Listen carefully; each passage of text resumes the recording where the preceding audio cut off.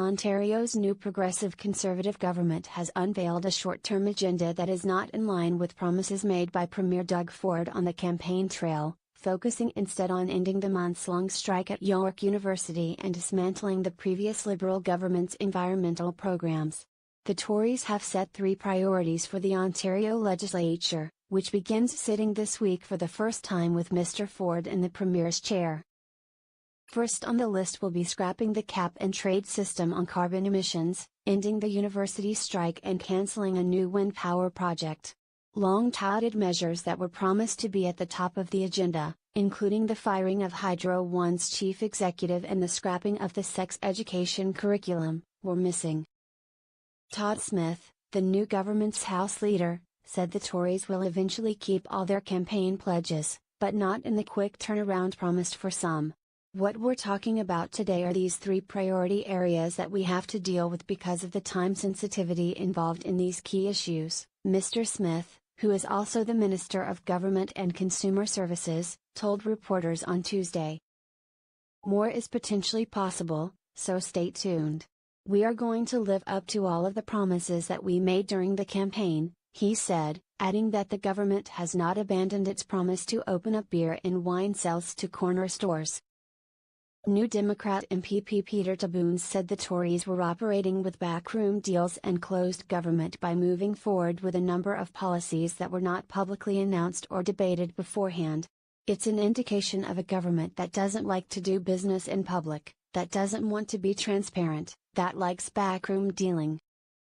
I suspect this isn't just a new government finding its feet, this is the style of this government, Mr. Tabuns said. Along with legislating an end to cap-and-trade, Mr. Smith said the Tories will work to prevent a future government from imposing a carbon price in Ontario. He could not provide details on how that would be accomplished or whether the government would reimburse companies that were required to spend $2.8 billion on now worthless carbon credits. The Tories have said they will go to court, along with Saskatchewan, to stop the federal government from requiring every province to set a price on carbon emissions. While running for office, Mr. Ford repeatedly vowed that his first act as Premier would be to fire CEO Mayo Schmidt and the board of Hydro One. He labeled Mr. Schmidt the $6 million man after the chief executive got a raise that pushed his salary to $6.2 million. Mr. Ford also blamed Mr. Schmidt's leadership of the partially privatized electrical transmission company for Ontario's increasingly high hydro prices.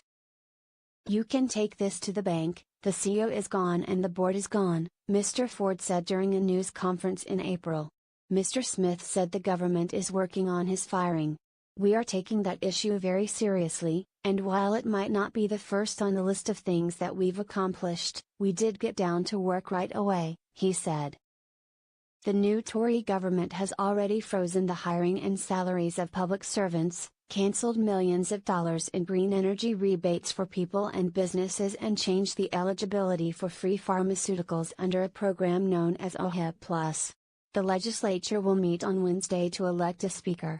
The Lieutenant Governor will deliver the speech from the throne on Thursday. In its rare summer sitting, Queen's Park will move back to work legislation to end a strike that has been continuing at York University since March. The government also wants to cancel the White Pines Wind Project in eastern Ontario. The project to build 9 wind turbines in Prince Edward County has been going through the approvals process since 2010. A local group is opposed to the turbines and warns that they will harm the rural character of the region.